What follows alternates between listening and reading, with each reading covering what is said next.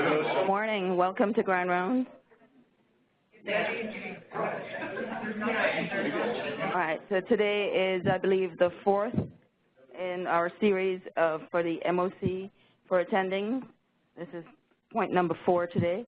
Today's speaker is from the Department of Orthopaedic Surgery, Dr. David Pryor. Dr. Pryor trained at Wayne State University, went on to do his orthopedic residency at Western Michigan, and a fellowship in spinal surgery at UC Davis. Please welcome Dr. Pryor. Hello, everyone. Thank you for having me. If I'm not projecting enough, just raise your hand, let me know. And I'm going to get through as many of these slides as we can in the hour. If you have questions, please feel free to interrupt me. The overview of this topic could take days to discuss. I'm going to try and boil it down for primary care and focus mainly on adolescent idiopathic scoliosis. There are obviously several different types, but this is probably the most frequent that you'll encounter in your practice. I have to give credence and credit to my senior partner, John Carmouche, who also is pediatric trained orthopedist as well and does quite a bit of pediatric scoliosis work in addition. So my objectives are to discuss the initial evaluation of children with scoliosis, discuss various types of treatments, both surgical and non-surgical, reasons why a primary care physician would refer to a specialist, and then touch on a couple of case examples at the end. Scoliosis screening, should we be doing this? Should it be in school? Should it be in the primary care office? There's a lot of hot-button debates about this, but evidence has shown recently that it can be cost-effective, and we can pick up some fairly early on scoliosis and prevent the need for surgery by utilizing school screening programs. Probably we should be targeting those at highest risk, which are premenarchal females age 11 to 14. But in the primary care office, you essentially should probably do this annually.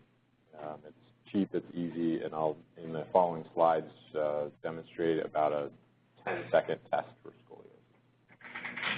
So again, school screening probably should target the higher risk. If there's a family history, that's a higher risk factor for idiopathic scoliosis. There are a multitude of hereditary components to this.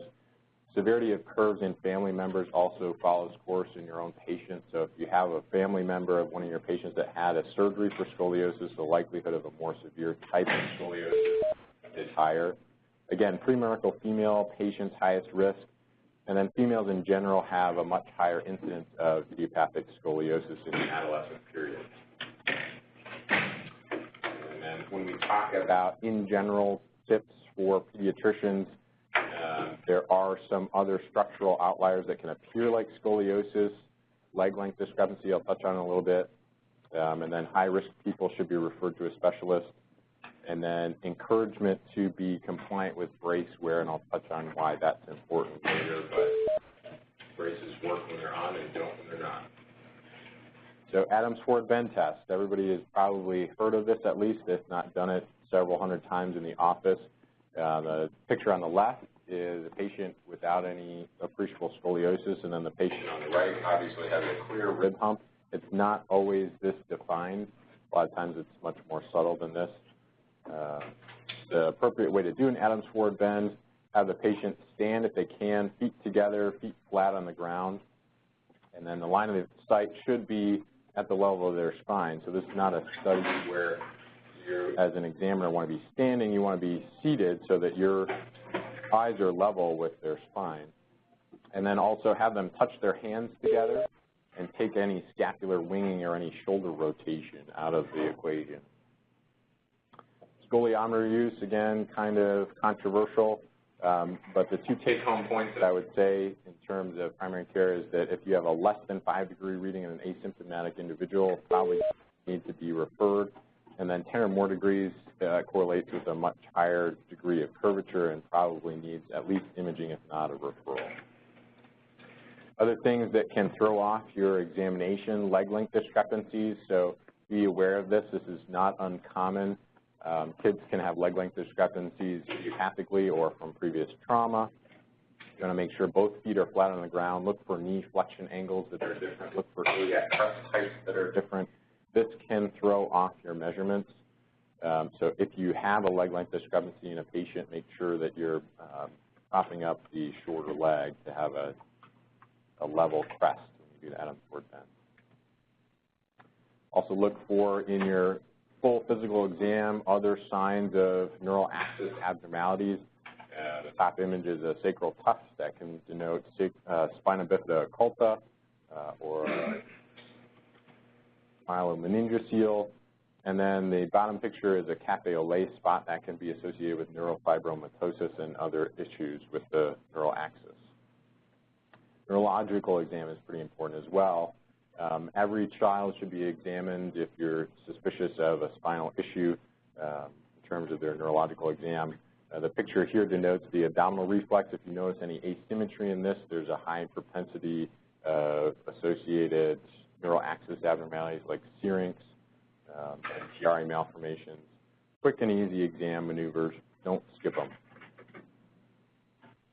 The reason why, again, there's a high association with things like a syrinx, and these can be decompressed, and progressive scoliosis can be held off. So an image of a skull-based decompression.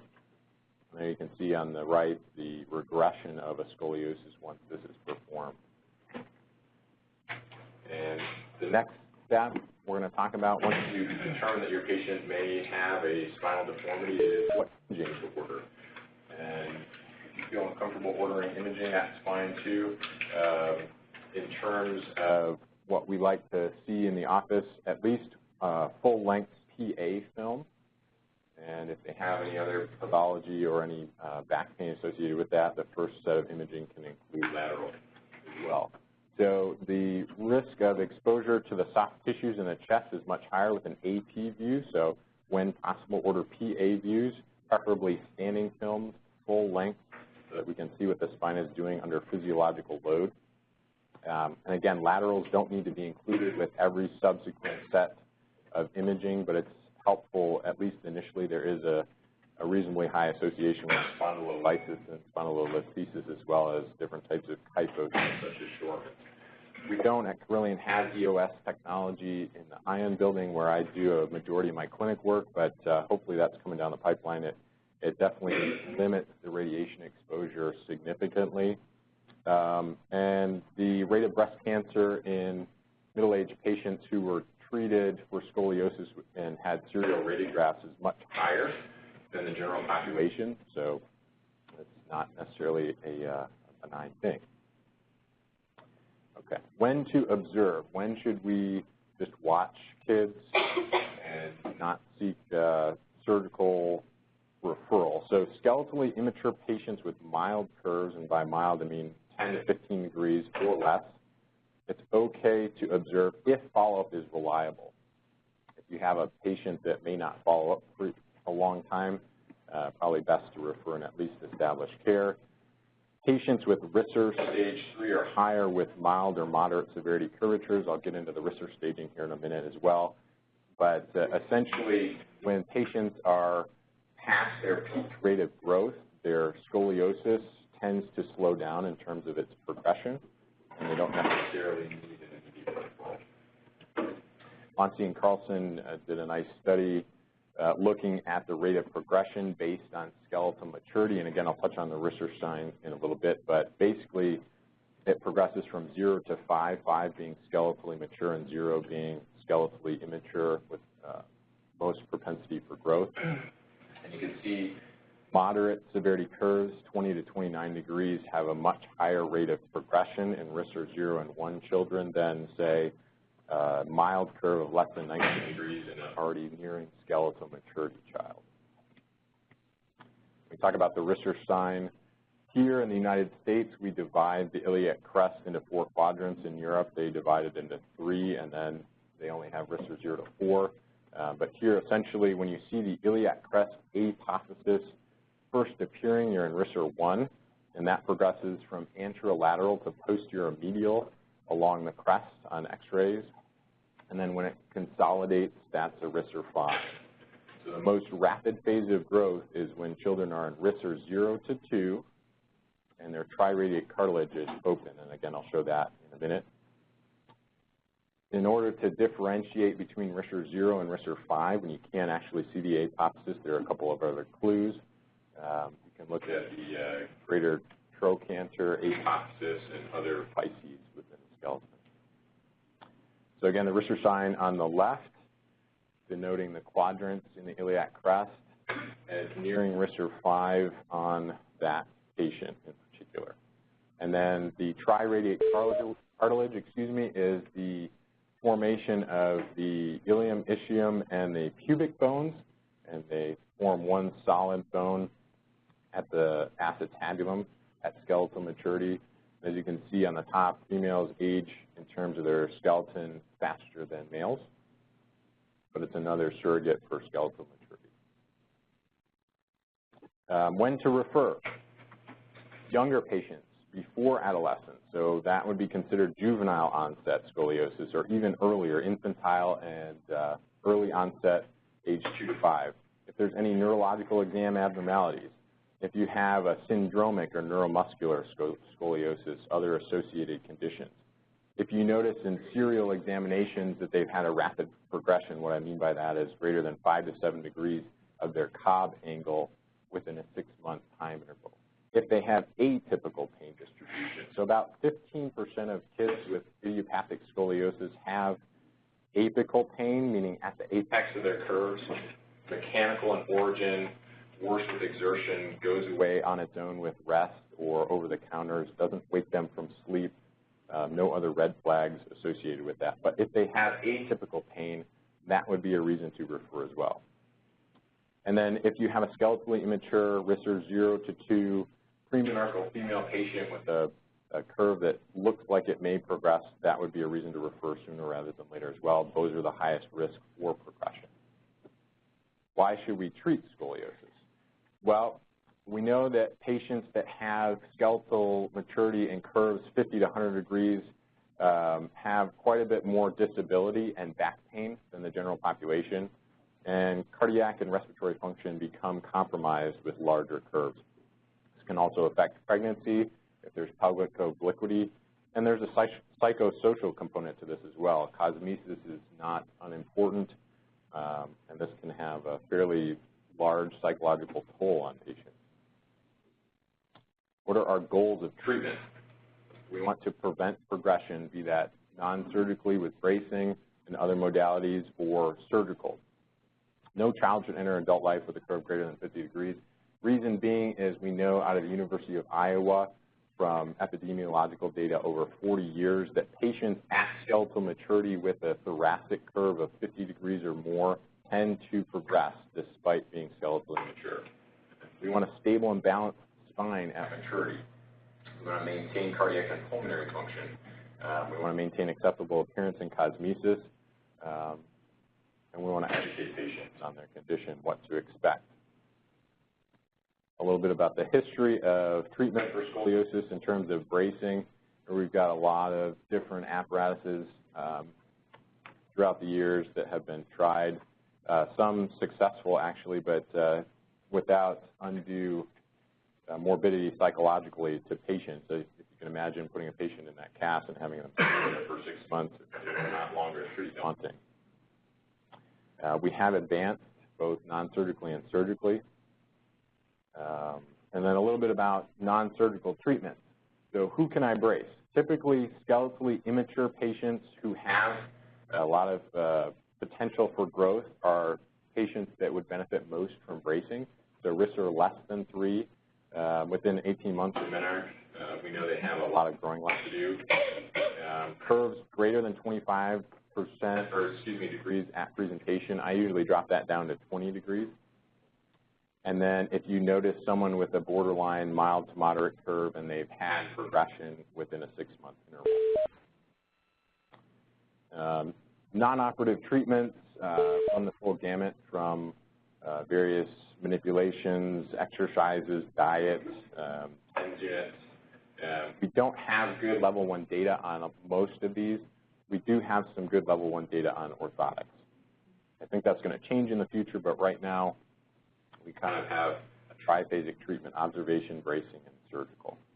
The goals of bracing are to stop progression, in some cases to improve curvatures, albeit temporarily, to improve the overall alignment when kids are up and functional, and to prevent the need for surgery. That's probably the biggest one. Here's a Boston type all-day, all-night wear type brace, 23-hour wear brace. There's a lot of variety to that. This is a New England Journal of Medicine article on the BRACE trial, looking at the effectiveness of 23-hour wear bracing. There were a couple take-home points for that. One is that they stopped the trial early because the brace children were doing much better than the non-brace in terms of lack of need for surgical correction. And then the other thing they looked at was heat signature data in terms of hours of wear, and they found that about 16 hours was kind of the sweet spot. So 16 or more hours was really beneficial. Anything less than that was not nearly as effective. So again, that comes back to the point of encouraging patients to actually be compliant with brace wear. There are some psychological issues with wearing braces. For some of the more mild curves, we've shifted to a nighttime only brace, although that's less effective for the more significant curve. Again, same concept, different article. Here's a AAOS article. Again, another example of Boston-style braces can be customizable. Kids can pick out their own pattern. They can be worn under clothes, over clothes. Heat signature data. The key is at least 16 hours a day, preferably longer. They can take them off for athletic activities, showering, pools, etc., but for the most part, eat, sleep, breathe, and eat. What if we do nothing? What if we don't treat this? So again, curves can progress significantly after maturity if their main thoracic curve is greater than 50 degrees. Lumbar curves, actually smaller magnitude curves, tend to progress more, probably because the lumbar spine sees more stress and axial load. And it's about half to 1 degree per year. So over the course of a decade, those curves can increase 10 degrees. And then we know that milder curves at skeletal maturity in general do not progress. Overall, people with mild scoliosis do as well as the general population for most things. Their body image perception is slightly lower. They have slightly increased risk of more episodes of mechanical back pain. When we look at more data in terms of risk of progression, more epidemiological data, again, from the European Spine Journal, the kind of magical number there is those 30-plus degree curves. And again, females slightly higher preponderance than males, but that's kind of a magic number for progression, so we want to hold that. You've all seen these growth charts, but in adolescence, age roughly 9, 10 to about 14 and 15, that's the time of the most rapid phase of growth. And everybody hits their growth spurts at different times, but usually in general it's that range. And those are the times when scoliosis has the highest rate of progression. Here's an example of one of my partner's patients who had failure of bracing due to non-compliance. This is a patient that came in with a relatively controllable curve with a lot of growth remaining, wasn't compliant with brace wear. And you can see within a couple of years, things can get fairly out of hand if kids are skeletally immature and they have a fair amount of growth remaining.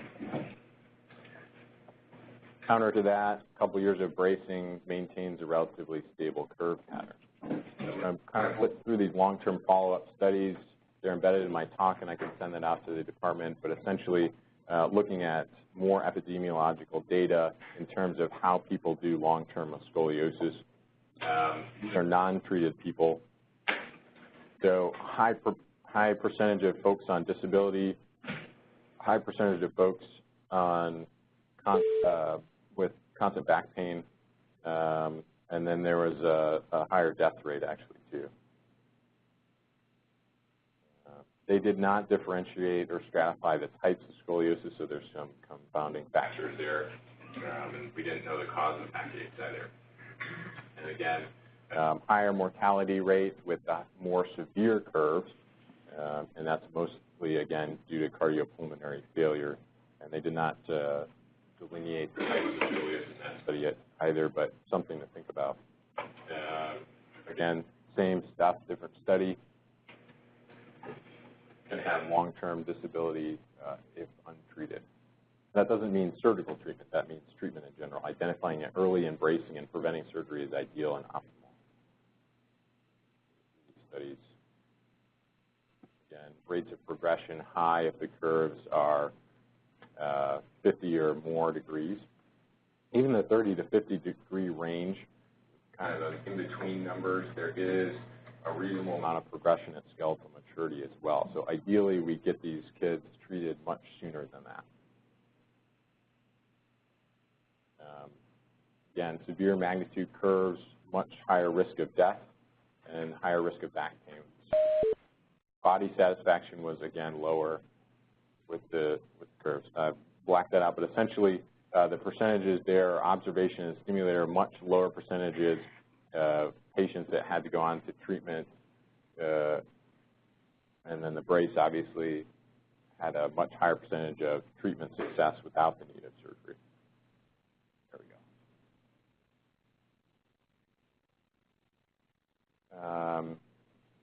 Not a tremendous amount of data looking at other treatment modalities. I know there's some new and burgeoning information on different types of physiotherapy, manipulations, things of that nature. So hopefully we'll have some success with those modalities as well. But essentially the 23-hour wear bracing is the only one that's been correlated outside of surgical correction with treatment success with scoliosis. Again, just another slide emphasizing encouraging your patients to be compliant with their brace wear. And this is an example of some of the corrective power, albeit temporarily, with the brace. Usually the spine relaxes once brace wear is completed back to the shape that it was in before bracing. But there is a slight modest correction with some brace use. So again, prevalence of scoliosis in the general population, fairly low. There's no increase in overall mortality rate with the mild to moderate severity curvatures. There is some slightly increased mechanical back pain episodes throughout life and a mild to moderate decrease in body image. And those numbers, you don't have to commit to memory, but essentially less than 30 degrees, we know they have a low risk of progression, and greater than 50, higher risk. And the much higher magnitude curves have cardiopulmonary death consequence. So your options, as of right now, somewhat limited, observation and bracing, although adjunctive treatments can be sought out and encouraged. I would not do those in lieu of bracing. And your range for bracing is essentially 20 to 45 degrees. 45 degrees plus, the brace usually becomes less and less effective. And again, skeletally immature. Skeletally mature patients don't need a brace and should not be braced because it's not effective. Surgical indications we're looking at in terms of the main thoracic curve or rib cage regional curves greater than 50 degrees. Some folks use 45 degrees as their cutoff.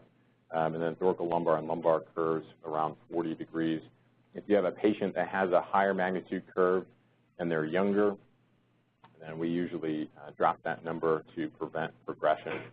And our goals of surgery are to, number one, halt progression, and then everything is secondary from there. We want a solid biological fusion, be that from their own bone, be that from instrumentation, both. We want to make sure the spine is balanced so the head is centered over the pelvis. And we want to correct as much of the sagittal and coronal plane contours that are out of shape as possible. And we want to limit our surgical corrections, so limit our fusions. So with the advent of Larry Lenke's research, we've learned that we can selectively fuse in certain instances. We also want to be safe. We want to do these surgeries without damaging the neural elements. We want to minimize the need for postoperative support. So in the immediate postoperative period, sometimes we'll brace kids for comfort, but we want to essentially have an internal brace with their instrumentation and let them go about their life without having a brace. and we want to minimize their immobilization. So you saw those pictures of kiddos in a cast. We want to avoid that as much as possible, get them up, get them active and engaged in their lives again. Not something to memorize, but something to note. This is a Lenke classification named after Larry Lenke, who's probably the world's preeminent scoliosis surgeon. This is some of the data that we look at, probably beyond the scope of this talk, but it helps us in surgical planning, determining whether or not we can selectively fuse or limit our fusion construct for correction of the scoliosis. There's a lot of different surgical options. I'll touch on these briefly as well. We do go anteriorly to release the anterior column of the spine, sometimes thoracoscopically, sometimes with an open thoracotomy. There are some downsides to this. It can cause pulmonary function deterioration transiently, and it puts certain structures obviously at risk. Posterior-based constructs include hooks, pedicle screws, wires, hybrid approaches, and then sometimes we'll combine them depending on the severity of the curve. Here's a couple of examples. On the left, there's an example of an anterior-only construct of a thoracolumbar curve, and then we have in the second from the left, that's a hook and rod construct, and then the right two images are a more contemporary construct with all pedicle screws and rods, posterior-based construct. In terms of perioperative management, these are fairly high acuity cases, and so we want to make sure that we're monitoring these patients for significant blood loss. We want to maintain mean arterial pressure that's reasonable. We want to use cell saver to salvage any lost blood products as much as possible. And there's good literature now on tranexamic acid on preventing the need for transfusions and minimizing blood loss of surgery. We also use neurophysiologic monitoring throughout all these cases. We also talk to patients about doing a Stagnara wake-up test during surgery, which is if all your monitoring goes down and you don't know if you have a deficit, you actually can wake a patient up in the middle of surgery. Sounds kind of archaic, but it's actually a very effective means of knowing if they have neurological deficits or not. So things to consider, not necessarily a primary care issue, but some of the decision-making that we go through. You may see these kids in the ICU, at least for the first couple of days post-operatively too. Pros and cons on surgical management as well. So here's some corrective maneuvers that we do in the OR. For the most part, we're doing all pedicle screw constructs now. They're more rigid. We can get 3-column fixation and better improvement in alignment of the spine, although they have some risks. And there's anatomical variation throughout the thoracic spine in terms of where we place that. Examples of correction, we've got severe biphasic curvature. This is one of my partner's patients. He did a nice job of correcting that. You can see the head is still centered over the pelvis, and the curve has diminished considerably. Usually corrective means with this are about 50 to 70% of the curve. And the primary goal, again, is to halt progression, to help prevent some of those cardiopulmonary issues, cosmetic issues, et cetera. Again, an example of a pediatric patient probably had a moderate to severe magnitude curve a few years before coming to see us, was lost to follow-up, had a non-fitting brace when she came in. You can see advancement of her curve fairly significantly, and another correction. So risks of surgery are not benign, and so we want to make sure that we're helping to prevent the need for surgery for the most part, and when we do these surgeries, we do them as safely as possible. The risks are somewhat low for these more dense neurological injuries, but they can happen. Fairly commonly, these are skinny kiddos, and they can get a little bit of a stretch on their lateral femoral cutaneous nerve, so neuralgia paresthetica, not uncommon. Obviously, significant blood loss and other issues, ileus, for example, with the narcotic use. In terms of postoperative analgesia, anti-inflammatories in the pediatric patient population have not been shown to hinder fusion rates, and so we're usually fairly liberal with that. And then we place epidural catheters as needed to cut down on narcotic usage. Again, the goals of this are to halt progression to stave off some of these pulmonary function and cardiac function issues.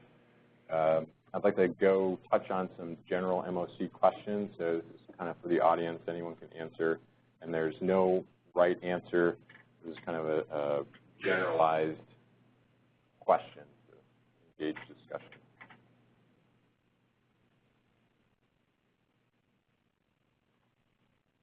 or I can skip ahead. You definitely want to gather history, especially family history, history of any shoulder height difference, back pain, et cetera, siblings that may have had scoliosis. Look at their growth charts, see where they're at in terms of their growth curve. Good thorough physical exam, including an Adams Ford bend, plus or minus a scoliometer evaluation, full neurological exam. And then if you feel it's necessary to get imaging, plain films will suffice. How do I order and interpret imaging instead of adolescent idiopathic scoliosis? So I think that the tenets of this are we want to get full-length films whenever possible, standing preferably, and PA, not AP, full-length film at a minimum. Lateral films are fine at the first evaluation as well. Not necessary in subsequent visits if there's no spondylolysis or other pathology. Risser staging is helpful to know the risk of progression as well as the triradiate cartilage. When should I refer? Touch on this briefly. Again, earlier onset, rapid curve progression, curves greater than 20 degrees, abnormal neuromuscular exam, and then any other types of syndromic scoliosis-associated conditions. Questions?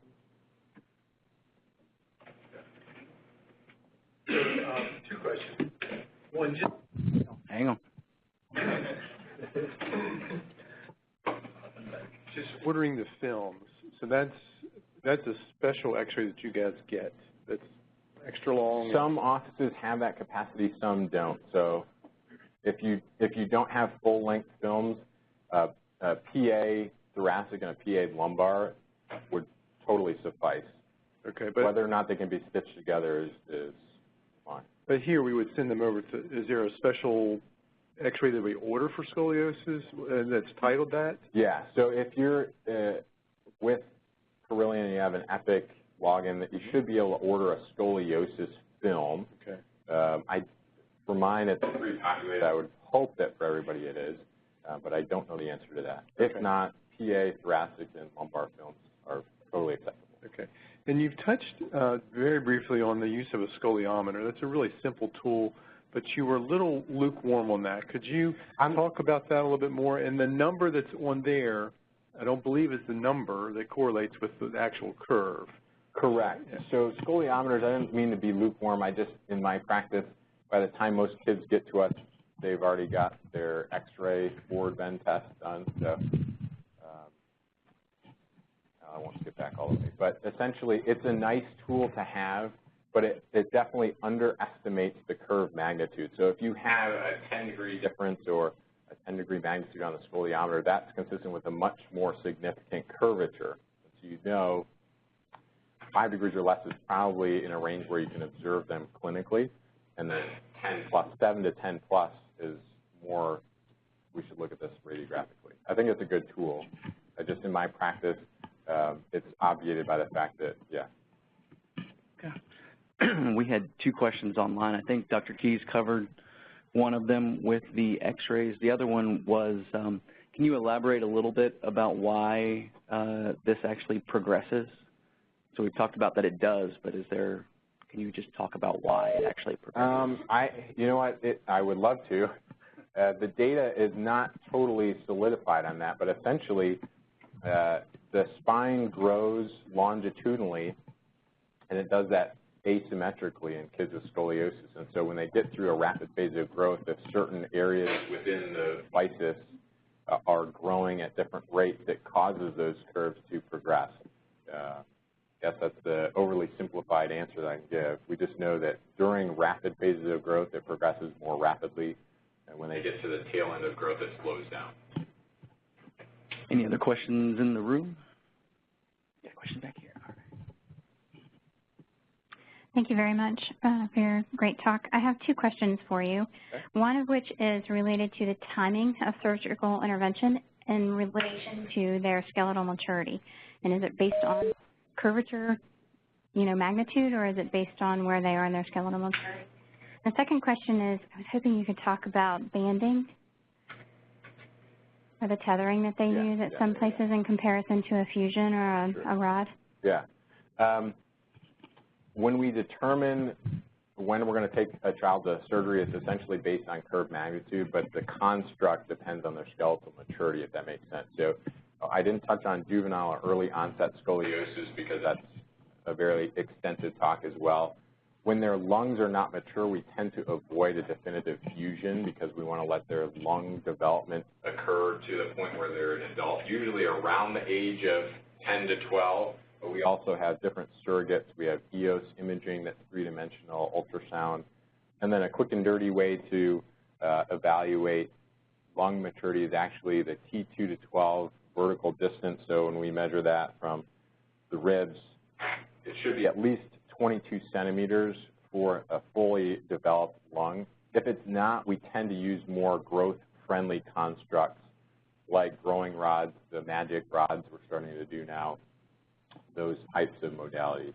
And then if we have an earlier onset child with a lot of growth potential with a milder curve that's also in a surgical magnitude, tethering is a reasonable option. Stapling is as well.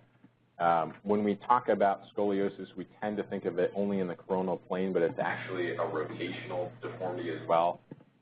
Tethering and stapling are great modalities with limited rotation curves. They don't control for what we call a crankshaft phenomenon, which is where the spine that has not been tethered tends to turn quite significantly around that. So you end up with sometimes fairly marked rotational deformity. I tend to not, in my practice, treat early onset scoli kids anymore surgically, but some of the other tertiary centers in the area are still doing tethering and stapling, and it's a good modality. The subset of patients that fit that set of indications is much narrower. Any other questions or comments in the room? I got several people online. We can unmute the phones here. I think somebody sent in a question, but I might have answered it already. Okay.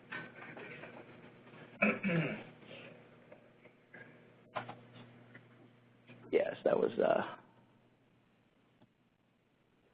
Is Risser measurement and Cobb angle automatically measured with a scoliosis X-ray?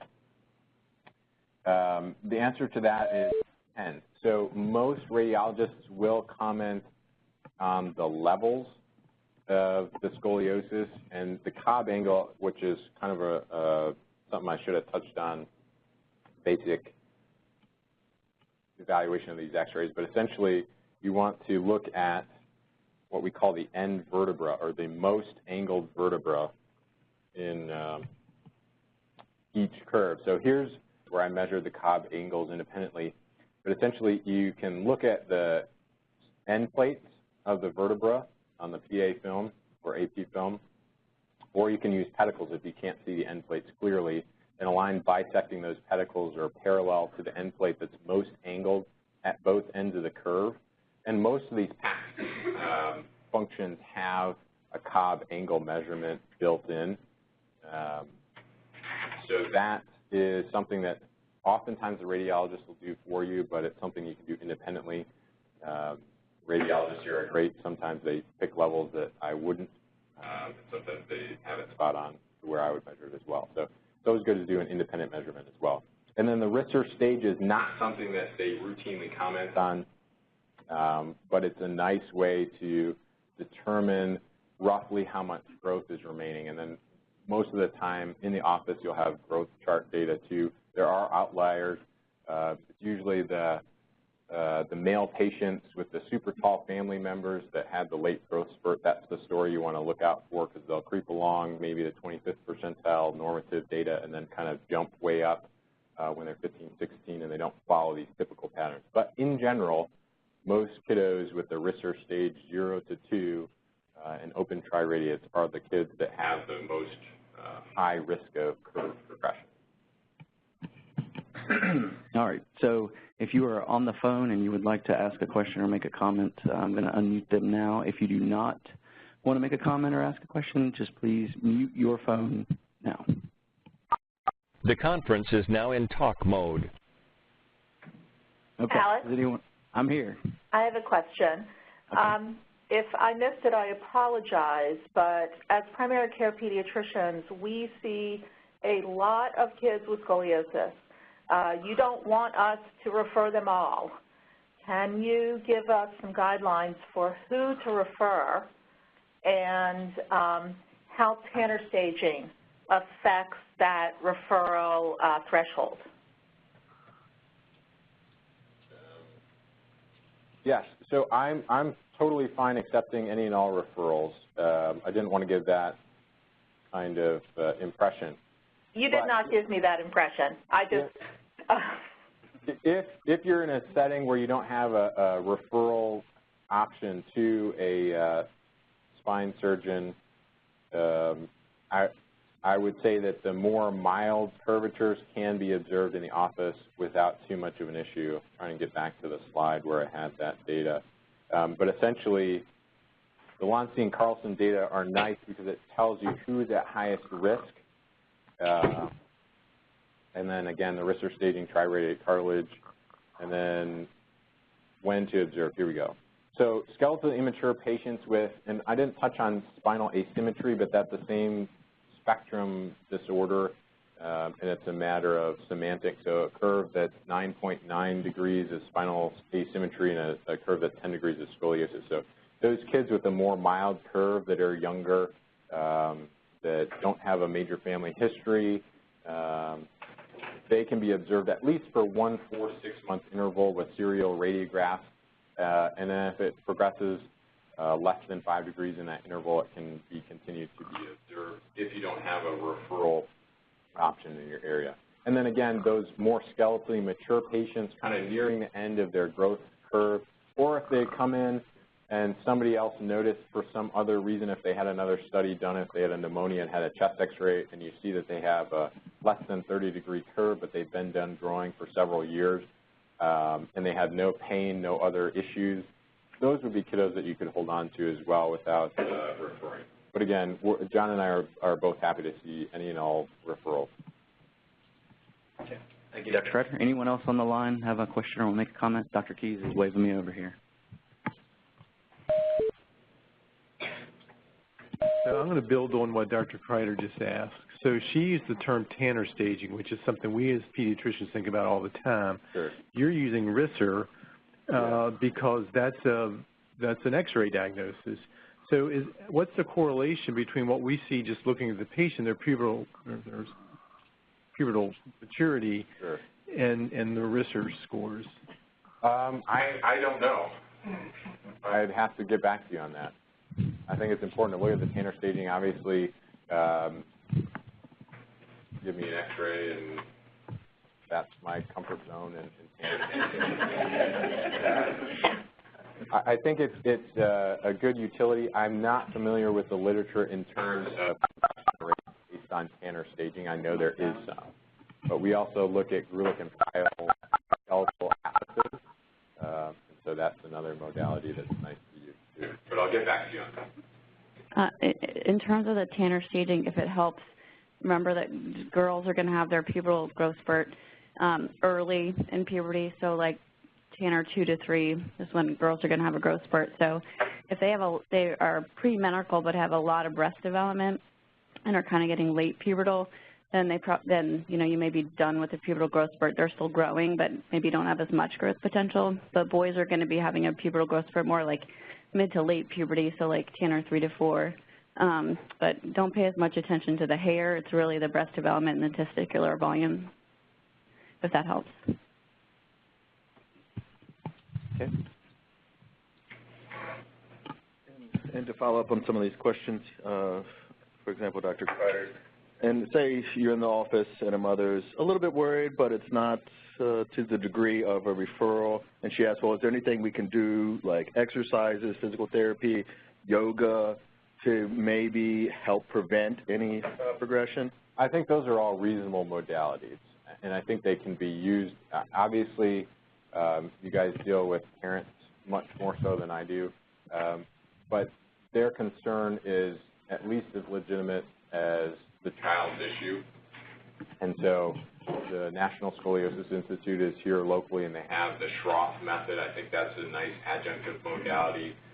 if kids are having those mechanical-related back pain symptoms, it's not always due to the backpack, but it's legitimately from the curve. Physical therapy, yoga, Pilates, chiropractic even can be helpful, depending on their comfort level with that. There's no good data to demonstrate that that actually corrects the curvature to any degree, but it can strengthen the core around the spine, which can help stave off other episodes of mechanical back pain. And a lot of these folks have done their research extensively before coming to the office, and they kind of have a family history of the diagnosis, and so they have some set perceptions of things, and I'm usually fairly open to all of that.